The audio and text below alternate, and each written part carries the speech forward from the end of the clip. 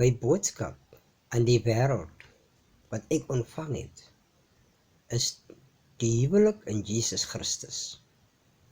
Die huwelik in Jesus Christus word aan jou geopenbaar en jy daarvolgens moet jy deur God saamgevoeg word deur die Gees. Geen menslike besluite word daar geneem om 'n lewensmaat te kry nie, want die woord van God maak dit duidelik. Wanneer jy brand met begeerte, dan moet jy trou.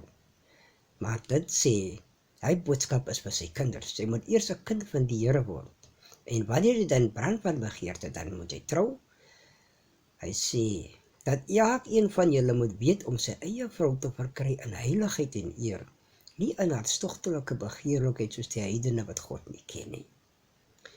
So as jy op 'n ander manier jou vrou gekry het, deur 'n tradisie, vir enige ander manier of rede om 'n vrou te kry of om te trou, dit is vleeslike besluite en vleeslike begeerlikhede wat julle bymekaar gebring het, dan word dit geregverdig deur die kerk, dominee, pastoor, die priester, enige ene wat mag het om 'n huweliksertifikaat of 'n huwelik-offisier wat 'n papier kan uitskryf om julle aan mekaar te verbind volgens die aardse wet, maar God is nie betrokke in julle huwelike nie.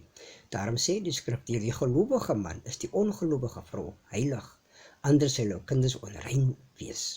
Daarom is die wêreld so deur mekaar, die gelowiges se kinders is deur mekaar, omdat dit onrein kinders, want toe hulle getroud was, hulle sondaars.